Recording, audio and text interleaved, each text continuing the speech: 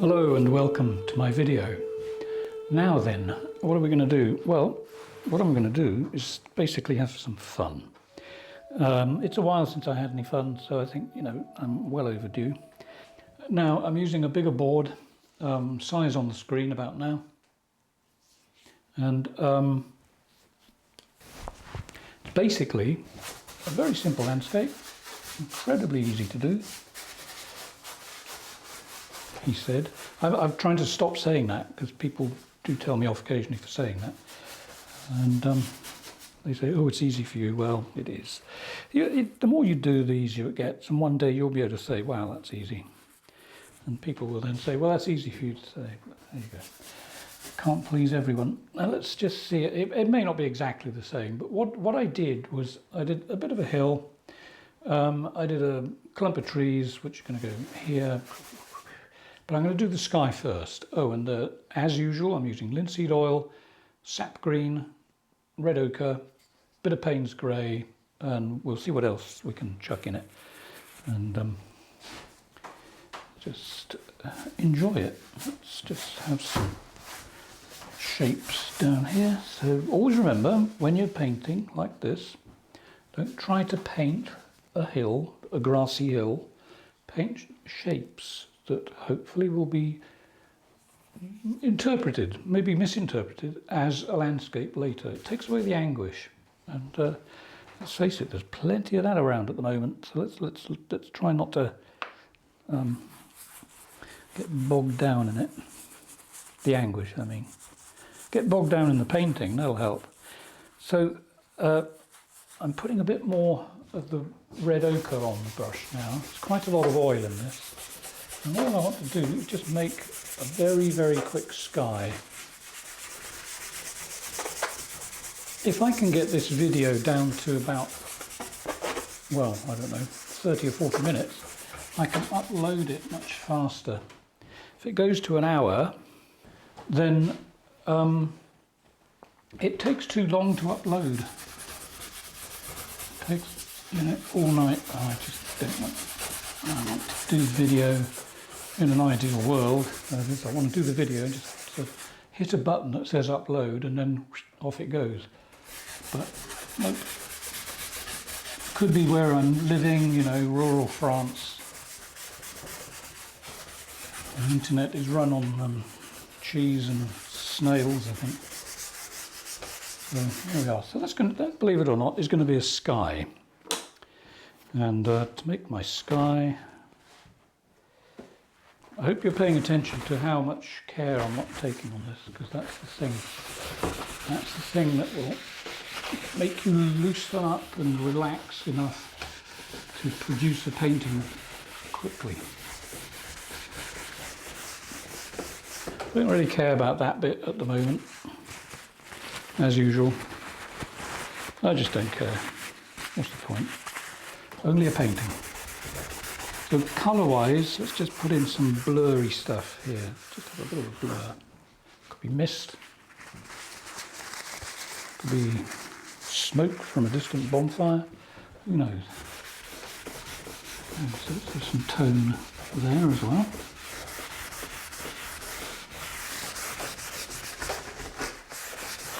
Right, so all I'm doing is losing the white of the board. That's quite interesting there. I'll keep it. It won't, as I said, it won't be the same as the painting I did yesterday, obviously. At this speed, particularly, it wouldn't be possible to duplicate the picture exactly. There we go. Now, just as a reminder, in case you've forgotten, or maybe this is the first time you've seen one of my videos, I don't know, but I used this sort of slightly industrial paper. It's quite tough. It's not quite like the stuff you get for your kitchen. A little bit stronger than that. Not so fluffy. Now I have noticed in my camera, just have a quick look, and I see that there's a bit of a reflection up there. I can lose that in a moment. But in fact, maybe I'll lose that when I get to painting that bit. But at the moment, it's I quite like the general light for the overall thing, so just ignore that, and we'll sort it out in a minute. Okay, So there we have this nice, quite interesting mist. I really like that. Very interesting. And you can see how quickly you get this feeling of perspective without doing anything. I mean, you know, this could be snow, this could be a bit of grass showing through the snow, and that could be somewhere in the distance where it hasn't snowed yet. Who knows? But, well, we'll see it in a minute. Don't know whether I want this hill to be too far away. I might bring it forward. Yeah, we'll see how it goes. So down here, let's just get some tone.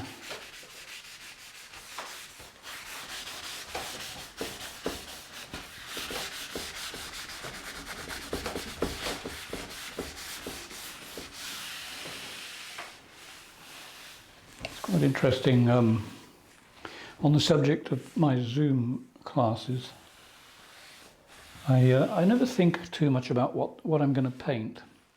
And in fact, yesterday I went a stage further.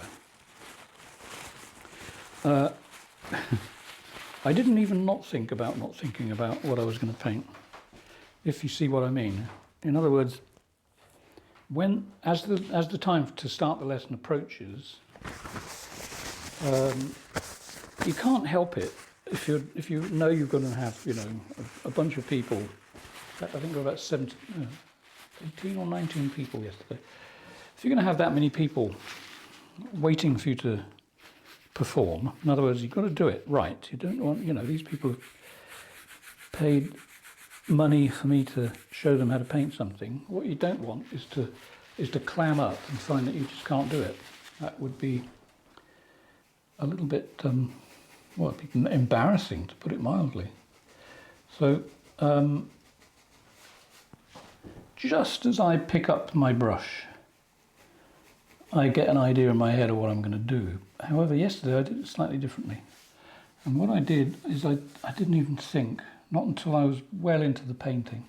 So I just put down some shapes and then had a little think about what it was beginning to look like. And then I took it from there. So, in other words, I took it a little stage further. And it's quite interesting how what goes through your head if you're in that situation. I personally like demonstrating painting.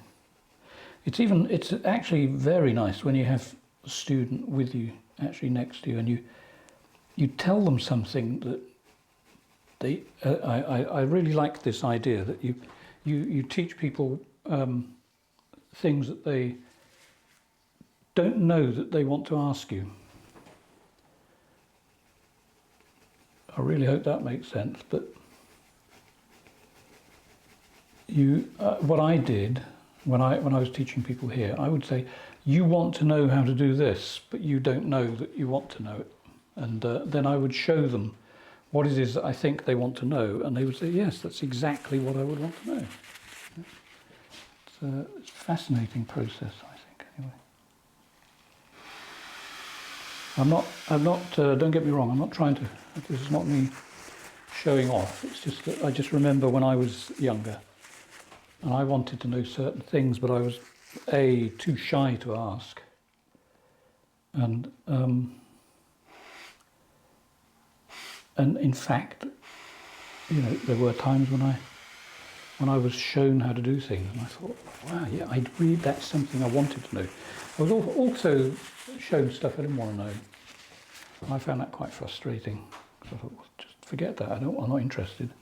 Just show me the stuff I want to know. But of course I didn't know I wanted to know it. Let me know what you think of that. I could be talking complete rubbish, because that has happened in my lifetime. You know, I have spoken rubbish. This is changing from what I wanted to do. Very interesting process. I'm seeing a picture in here that I'm finding much more interesting today, so I'm going to stick with this. And just you know, this you can't get much more abstract than this for a landscape. I think that needs some kind of line across there. Dark line to take you over there. Maybe there's going to be water in this. Maybe there will be trees closer to us. But, yeah. Or maybe I'll just sort of continue to have fun, not even think about it. Let's have a little bit of light there for some cloud that will appear a little later. So in other words, I'm taking off some of the tone so that I can add white to that area. I don't want it too contrived though. I don't want, you know, in fact what I did there, I had like a circle and a circle and a circle, and I don't want that. What I want is something that looks more cloud-like, which means the edges aren't quite so defined. Just a little something that indicates movement in the sky. This colour, if I add blue to it or red to it or something, this colour will be swamped, so this will go away, or it'll add to it. I'm not worried about it making too much mud. By the time I put any colour on this, I will have knocked a lot of it back so that it doesn't build up. So for instance here, there's quite a lot of paint there. You can see that on my finger, possibly. So I'll knock it back in stages so that I've got places to put colour without the colour being soiled by this sludgy colour, which I call it a sludge colour, but it's something I've always found quite an interesting sort of tone. Don't ask me why, because I don't know. It's just something I like. Okay, so there's an accident in there. That little dark bit is an accident, but it looks okay. Do you know what I mean? Hope you do. It looks as though it should be there. So I'm going to sort of work on that, and I'm going to just put a few other little bits of something in there. So what I'm doing, there's very little paint actually on this brush. What I'm doing is I'm using a circular motion, putting in some shapes and then blurring them a bit, and then stopping when I think they look interesting and moving on. So I think over here, I think we'll have something with a little bit more oomph. Just there. Let's just have something like on a, possibly on a distant hill over there. A little bit of mystery.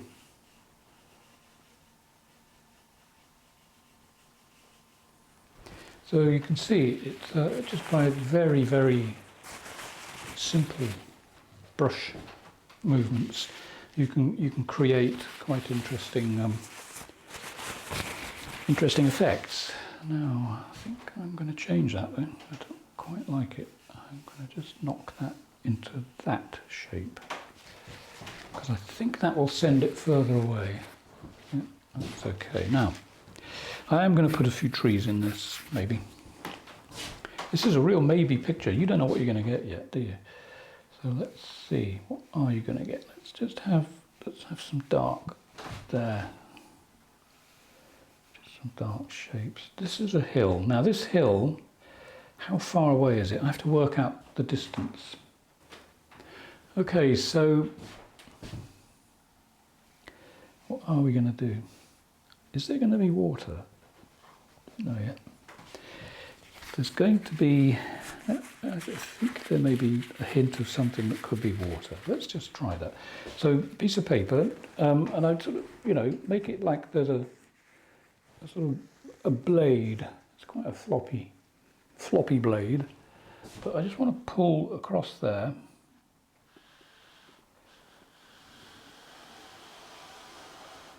So we've got a bit of a waggle in it, so I don't really want that, so I'm going to do it again. This shows the flexibility. That's got another waggle in it. So I'm going to put it down to old age. I was 70 a couple of days ago, so that could be it. Old age has finally caught up with me. Right, let's try that with a bit more concentration. Okay, I can use that. Right, so let's break that in a few places. And the reason I'm going to do that, I'm not worried about the top edge at the moment, because when I come to do that top edge, I'll turn the brush and work downwards to it. What I'm concerned about more than anything is the bottom edge, so I'm going to put some things in front of it, like that.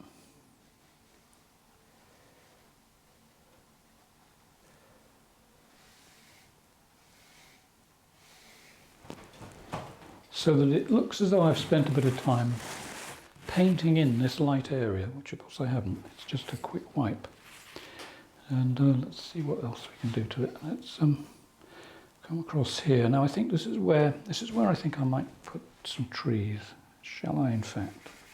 Let's just get some tone here.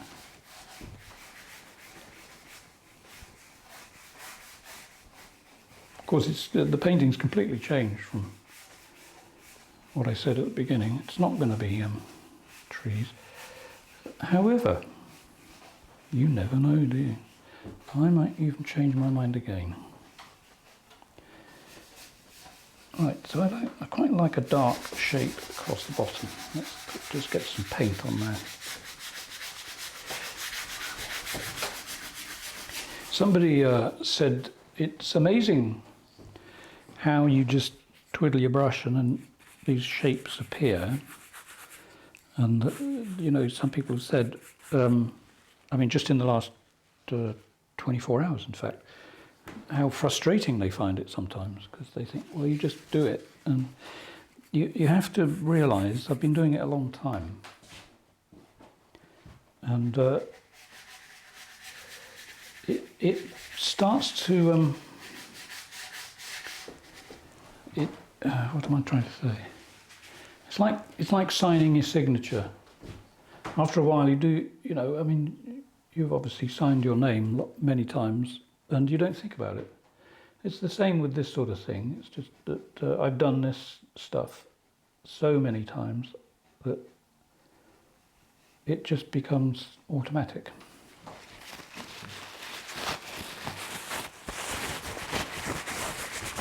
So, oh yes, I did say to my students yesterday that the next painting I do, I'll talk a little bit about composition. And composition is interesting because it's all about trapping your viewer. You've got to get your viewer into the painting, and you've got to keep them there because you don't want them to go somewhere else and look at some other painter's work. You don't want them to.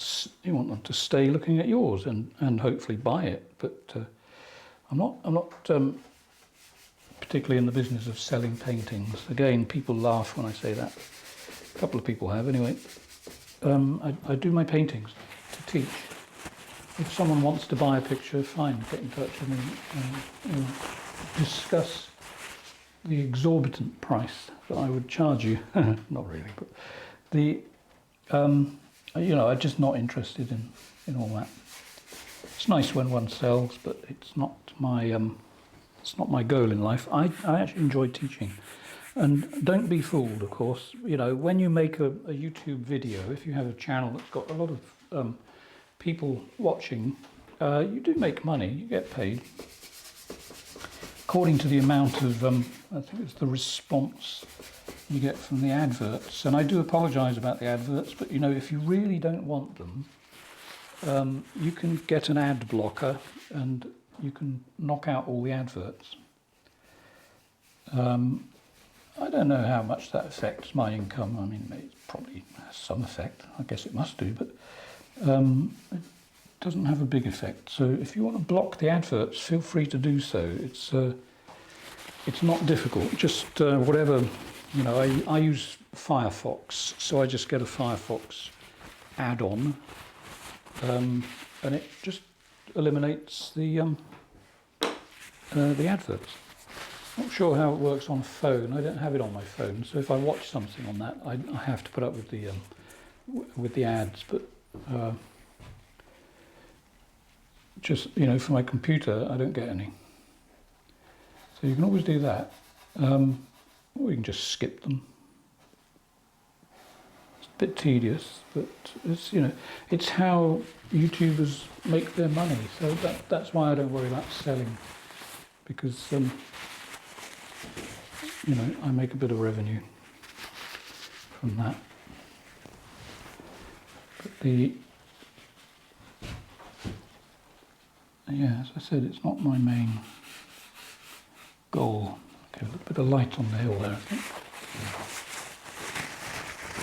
Now you have to bear in mind what you're seeing at the moment. I don't know how long I've been going, but this is basically just 2 or 3 colours, probably mostly 2. There's not a lot of Payne's grey in it. It's mostly sap green and red ochre. And the tones, as I showed you, are made just by wiping away paint. So let's see what we can do down here now to make this interesting in the foreground. First of all, let's have a bit of light. I think a bit of light there. And, you know, I have this little trick. I put down some light and then I'll put something in front of it like that, because it gets the eye reacting against, you know, with the contrasts.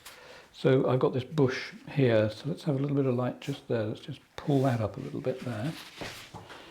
And then the same brush, of course. I'm not using any kind of cleaner. I haven't even wiped it. It's just as it started out. So let's just put a few little bits next to that light spot there. So we've got some light coming in here, and then it goes behind this bush, and it comes down there, like so. So that little streak of light gives you a continuation. So, as I said a few minutes ago, on the subject of composition, trap the viewer, get the viewer looking, and make it so they just want to carry on looking. So that's one little trick there. These lines here, all these lines lead to this. Once I get you there, I've got a nice bright spot here. It'll be even brighter, probably. And I think a little bit of light actually on the hill up there. And we could have a little bit in there, just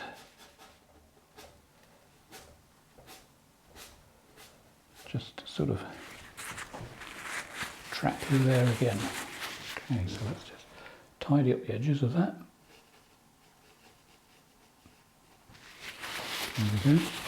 Now this may be a 2-sitting painting, so that when it's dry I can add even more highlights. Don't know yet, we'll see. It may just end up just, you know, as almost as you see it. Don't know. But I'll know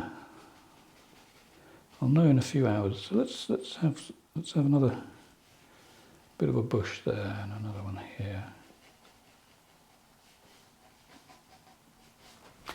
I think I don't know where this is, by the way. It's not particularly any place that I've seen. It's just a somewhere in my head type picture. So let's have a few taller trees over here. Let's just have a few like this, just to see what it looks like. I might even just take them off. I'm just putting them there just to show you how easy it is to do it. So as usual, I'm not worried about the bottom edge. I'm just concentrating on the top part. I might zoom in on that when I'm editing it, but at the moment you can see how I'm doing it. I'm just turning the brush and using it on its edge, because this brush contains lots of brushes, if you see what I mean. You've got one this side, one that side, you've got the tip, and you've got the 2 ends. So, you know, one brush is actually 5 brushes. And the edge of the brush just happens to make interesting tall poplar trees. And then the bottom edge tidied up with a quick touch like that. In fact, I'm going to put a bigger lump of trees there, I think. Yeah. And to get a bit of coverage, I slow the brush down, carefully put the paint on, like so. And I'm keeping a bit of light through them at the bottom. Another little trick, just to get people to stay there, at least not go off the picture, at least they'll stay, and they might be interested by that little lighting effect there. So let's just have a bit of dark at the bottom. There we go.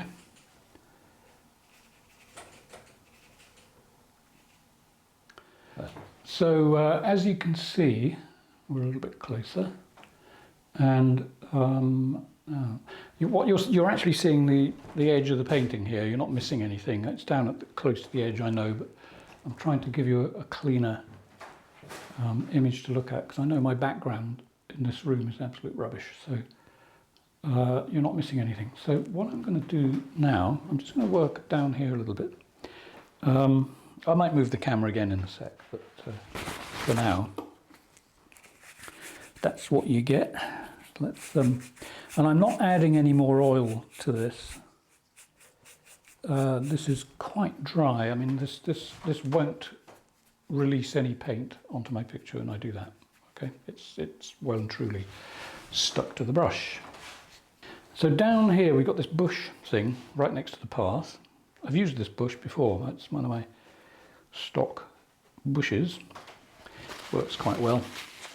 And I'm just going to put another one, I think just here, just a little something there. And again, compositionally, it's just because I want to make sure that, you know, the viewer's going to come down in that corner and hang about rather than zoom off to the painting next to mine. In a gallery in the future sometime when I'm long gone. Okay, now, right, so we've got two bushes there. I mean, in fact, let's have a shrub too in the middle. This is how you build up richness in a picture too. Just let yourself. You don't even have to go out and look at nature to do this, because we've all seen nature. We know it's a mess. Okay, so it's going to have, you know, maybe it's going to have something just there like that, just a little hint of something that doesn't care where it grows, if you know what I mean. And what should we do here? It's a bit vague in there, isn't it? So we've got this little bush thing there, and then it goes a bit fuzzy. Okay, so do I want fuzzy there? I don't think I do really. I think I want another tree that's got a bit of presence, like so. Not trying to be careful. I'm not consciously painting tree. I'm painting shapes that you will perceive as a tree. And of course, you have to remember, because this looks like a sky roughly, and this is obviously the ground, because that's what we see. Okay, when I put something like that on something that is on the ground, you're going to think, oh, it's a bush, it's a shrub, it's grass. It's, you know, you're already more than halfway there. So all I've got to do when I make my shapes is just push you that extra bit so that you perceive it the way I want you to perceive it. Okay, so I've taken away some of the vagueness that was in there, just put in that dark shape there. Compositionally, that's quite nice. That's got a little kink in it there. See that? And this, you've got the tree, then you've got another bend, and then you've got a little hump, and it all adds to the richness. If that was just a straight line, it could be a little boring. What are we going to do over here? Okay, so we go back, we got this hill thing. We've got this distant line of trees. Maybe it's a hedge. Maybe it's not. But anyway, whatever it is, it needs a little help. And the way I can help that is to put something there.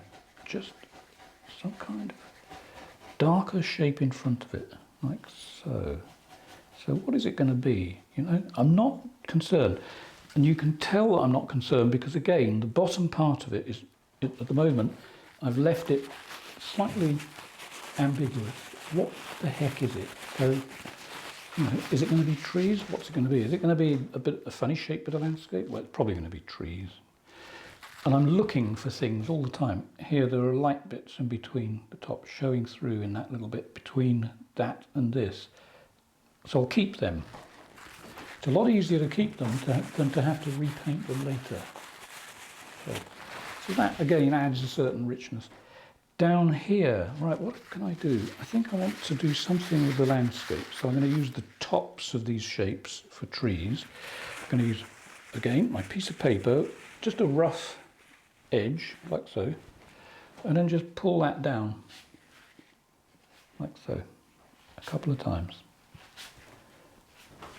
Now we've got the land going down into a shadow there, and then it's catching the light as it comes up to this line of trees on the top, and then it goes off and does its thing over this way. Let's see what it's going to do over there. Let's just put in some lines. There we go. Quite like that.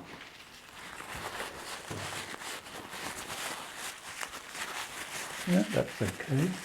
Now then, back down here on the foreground, we've got this path thing, which is disappearing behind a hedge there. Let's see what we're going to do with that. I think we should bring that, we should not bring it, it's already there. Let's just let it disappear here with a little bit of a blur, not a blur, a blaze. A little bit of a blaze. And then it will reappear over here. And then it can waggle around over there. Just a quick waggle. There we go. So there's a hint of a path waggling off to this distant, I suppose, could be a bay. I don't think it is a bay. I don't think that is water. I think it's just light on the field. So let's enhance this just a bit more. Okay, so that goes off around there, and there are parts of that that I think I want to hide. The bit I want to hide is the corner. Ooh, that's it. Let's have a sort of hard edge tree next to it, or maybe that's a little guy standing there, or a little gal, who knows. It's just a dot at the moment.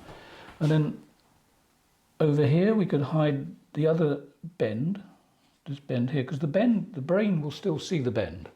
I'm not going to obliterate it completely. I'm going to just put something there which can then go off over there and do whatever it wants to do. I don't know what it is at the moment, but it's something.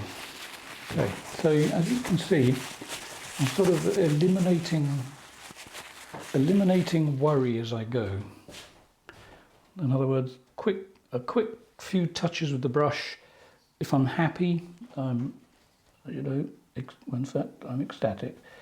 So there we go. It's saying all I need it to say. Let's just even block off the path just there a little bit.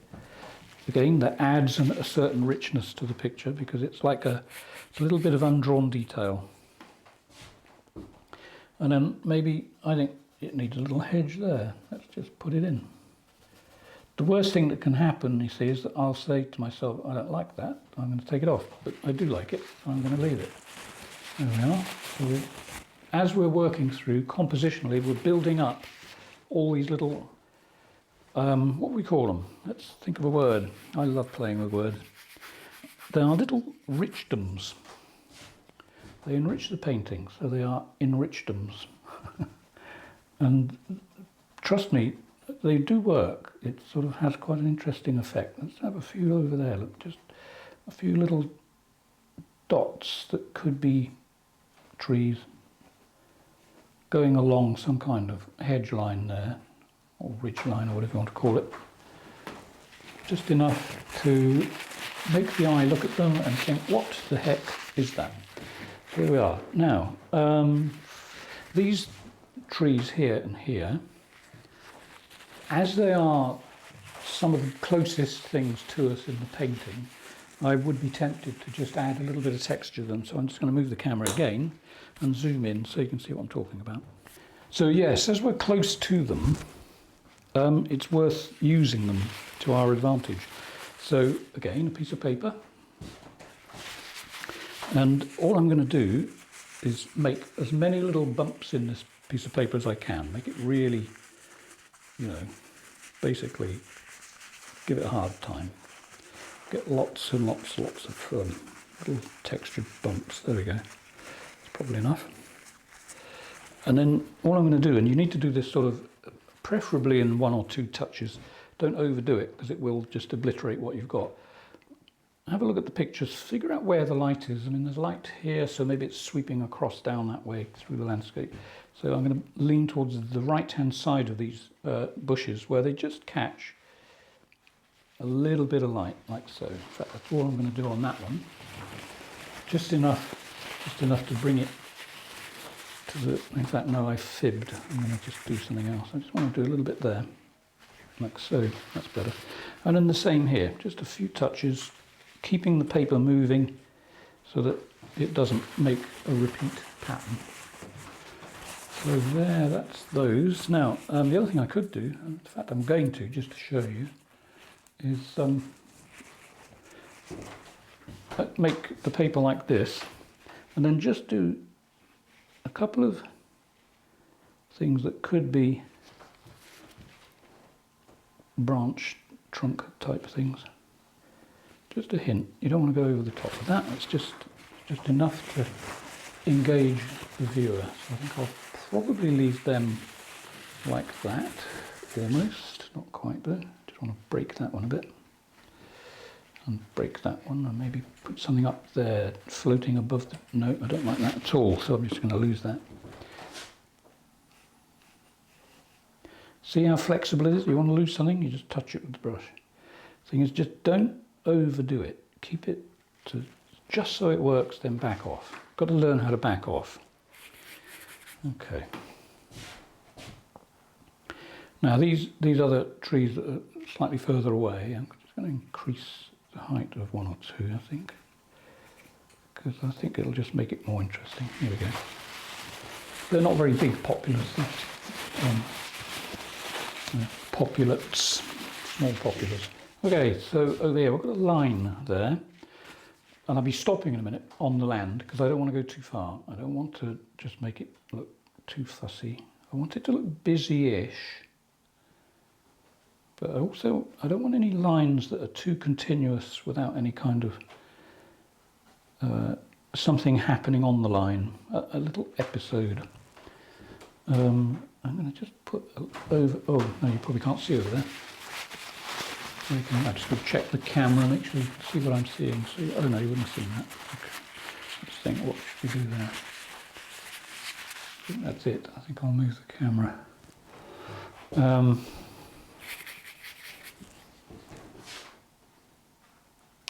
Anyway, I'll be finishing soon. I'm going to go on to the sky in a minute, and I might add a little bit of colour to the sky. Just fancy a little something there. And that'll be an interesting little experiment. There we go. Right, that's that. So, I'll move the camera.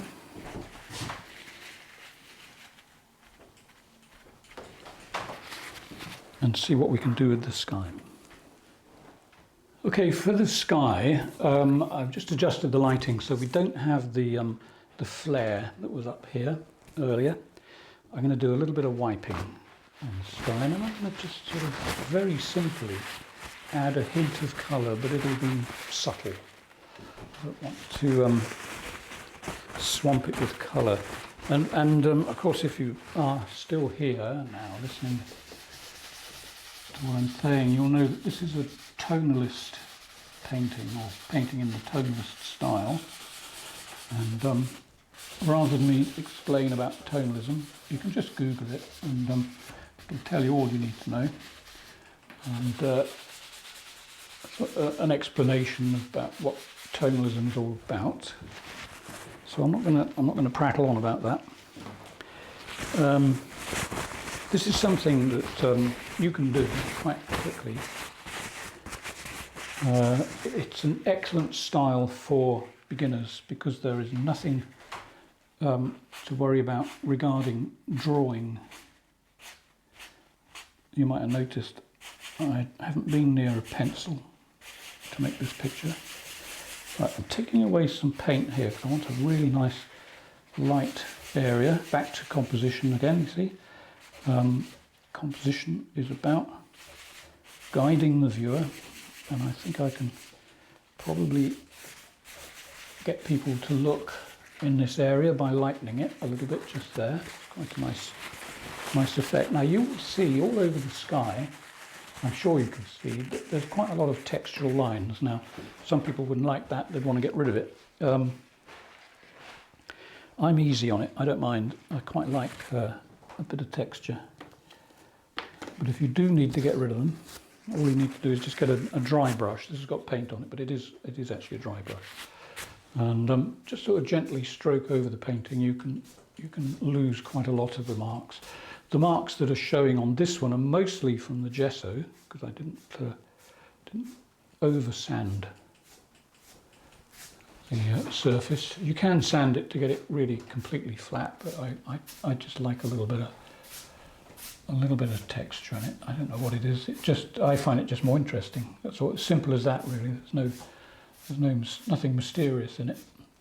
If I use a really soft brush, I could probably knock back the lines even more, but I suspect that in the future I'll revisit this picture, as I usually do, and put a glaze on it which will knock out the lines gradually.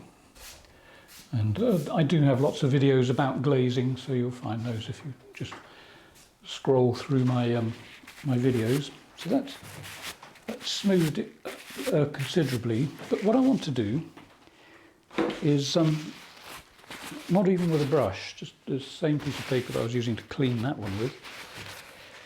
On my palette I've got, what have I got? Let me think. I've got a little bit of blue lurking in there somewhere. Just got to find a wet bit that I can actually use. I can't, so I'm going to squirt a bit out. Now I've got lots of interesting blues. I've got royal blue, one of my favourite colours. I'm not adding any oil to it. All I'm going to do is just put a little bit on this paper. Just that, literally the cheapest brush on the planet. Okay, and all I'm going to do is just sort of rub it in a few places because I think it just looks interesting. And royal blue, I have to say, is a very light blue, but it's a powerful one. It's quite hard to get rid of it. So I can sort of push it round in this grey sludgy colour and it will still be there. You'll still get you know, some of that blue showing through. Not doing much with this, just a little bit of pushing around. Let's get a tiny bit more. So a bit there and a bit here and a bit right up there, I think that'll do it. Okay, so there we go. It's just a hint. Something. It's clearly a sky that is going to wreak havoc anytime soon. Probably going to rain. Okay, so that's sort of just a little hint of blue in there. Now I'm just going to get a big brush and go over that again. Well, I say big. How big should we use? What size? I could just use the one I used to smooth the sky actually and just see what happens. Let's just try that. You don't know until you try. Okay, so this is the foundation for quite an interesting sky. But I'm getting to the point now, I'm starting to have almost too much fun. And I might have to throw a bit of white paint on that, just for the heck of it, just so you can see, you know, what you can do without getting into too much trouble and ruining a painting. Let's just back off a bit and look at that. Good. All right, so it's getting either interesting or disturbing, depending on your point of view. But I do like a slightly rough sky. Okay, right, let's just get some white on, see what happens. Right, so a bit of white. Let's just sort of do it and see what happens. Let's just have something here, I think.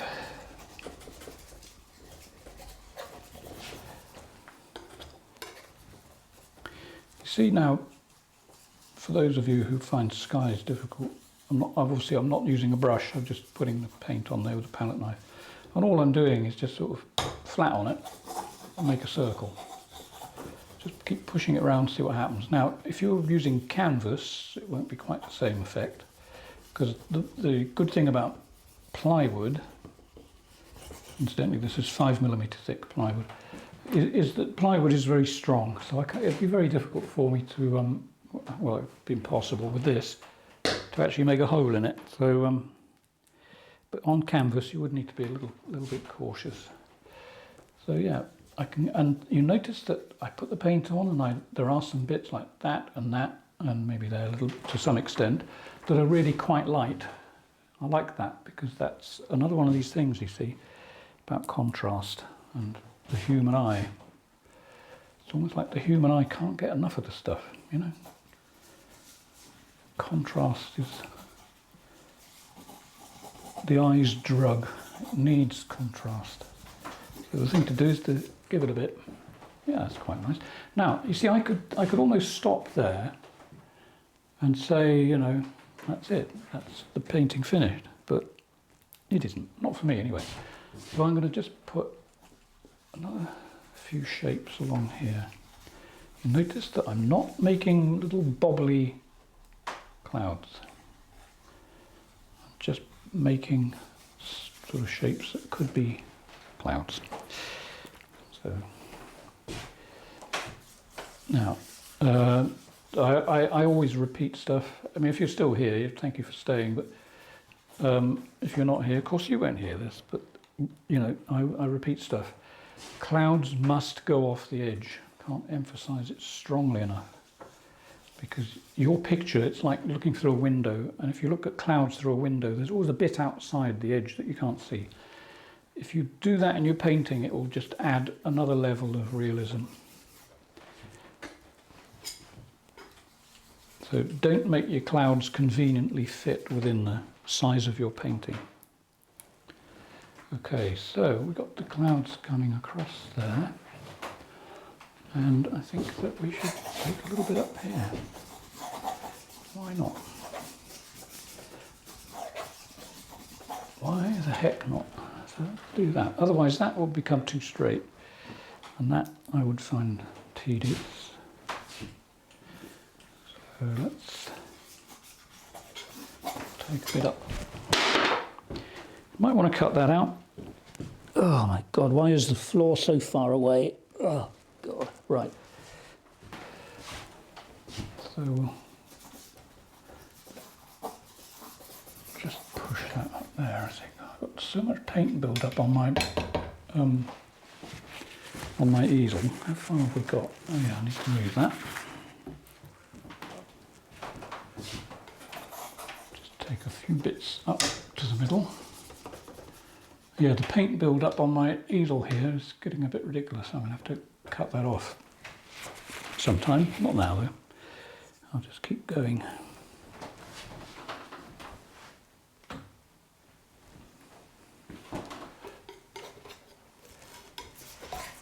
Again, off the top of the picture. Just a hint here, and I'm going to stop applying white any second now. Got a big hair there from one of my brushes. Okay, now, so back to the smoothing brush, which I think is this one. Oh, I put it down somewhere. Oh, no, yep, it's this one. Okay, so all I'm going to do is just touch the sky very, very slightly like that, just to take the edge off those clouds.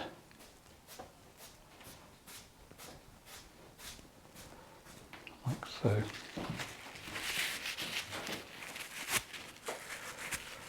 So clouds, you see, you know, when I was a student, we used to go out painting in the countryside in the south of England, and I was always quite amazed. I'm not making fun of these people. I don't even remember the names of the students, and they probably certainly don't remember doing it, but we'd sit and look at landscape, and some people would be drawing the clouds in pencil. I just thought, why?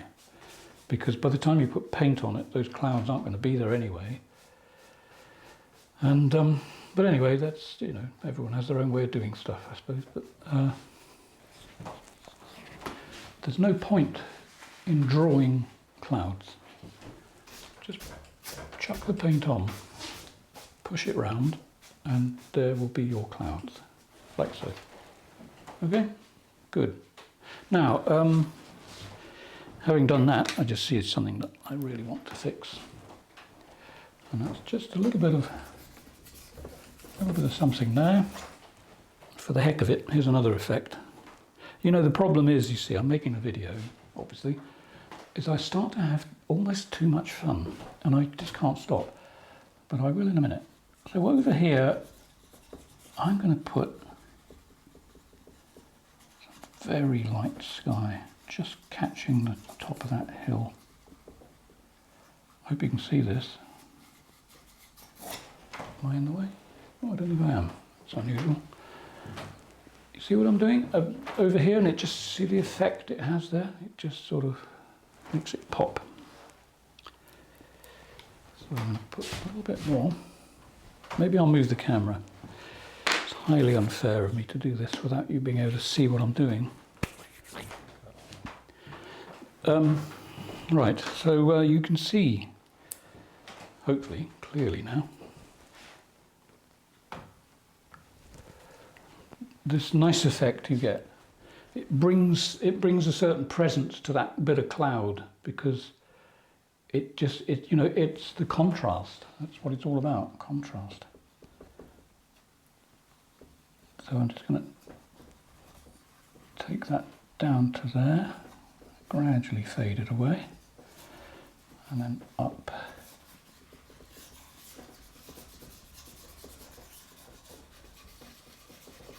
Like so.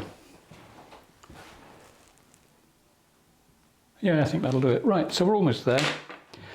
And what else am I going to do? Anything at all? Let's see. Let's just lose that and that edge, because I just don't like them. And I think we're almost done for now. Yeah, there will be another sitting on this, or in my case, standing, because I can't paint sitting down. And I will possibly add a glaze or two. I'm doing it again, I'm sorry about this, but there's something else I've got to do. Okay, I'm going to just explain what it is that caught my eye there, and it's just that area on the top left. All this, it's just not doing enough, and I think it just needs the odd tiny little flurry of paint. Now, I didn't mean to say that. Tiniest little flurry of clouds, you see, but I think of it as paint, not clouds. And I keep thinking of it as paint until I'm at the stage where I'm happy that it's turned into a cloud. Now, you're going to have to let me know if that makes any kind of sense.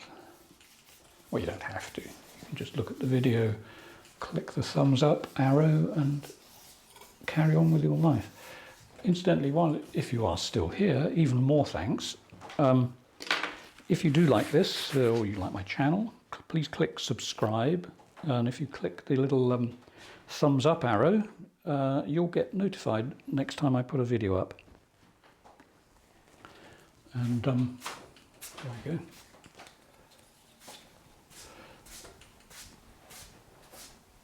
And I hope this improves your painting, and I hope you enjoyed the video. I find it ridiculous amount of fun. And yeah, if you want to go to one of my Zoom classes, the link will be below, down there. And what else can I say? Oh yes, a question I keep getting asked about the Zoom class is that people want to know what time it happens.